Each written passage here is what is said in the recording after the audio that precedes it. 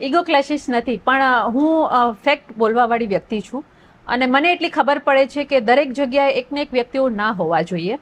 આજે અમે પણ એક લીડર છીએ, લોકો સ્વીકારે છે કારણ કે લોકોને કંઈ પ્રશ્ન હોય છે તો અમને ફોન કરે છે, એક આંદોલનકારીની ભૂમિકામાં અમને જોવે છે.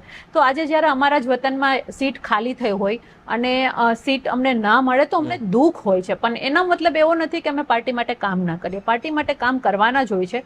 મારે તો એટલું કહેવાનું છે કે મહિલાઓને રાજનીતિમાં ખૂબ જ સંઘર્ષ હોય છે. આજે એક મહિલા તરીકે પણ મારો સંઘર્ષ છે, માત્ર એક પક્ષો સામે નહીં, પરંતુ ક્યારેક અમારી પાર્ટીમાં જ સંઘર્ષ હોય છે. પુરુષ સમાન અને પુરુષ પ્રધાન જે માનસિકતા હોય છે એની સામે પણ અમારો સંઘર્ષ છે. આજે આપ જુઓ કે 50% વોટર્સ મહિલાઓ છે, તો મહિલાઓનું સ્થાન ક્યાં? આજે સૌરાષ્ટ્રમાં પણ તમે જોશો તો તમને ખુદને ખબર પડી જશે કે મહિલા, તમે મને ખુદ કીધું કે તમે આંદોલનકારી છો, તમે પણ ઇક્વલ છો, સક્ષમ છો, સમાન છો. તો મને પણ ક્યારેક એવું થાય છે કે ક્યારે મહિલાઓને યોગ્ય જગ્યા મળશે.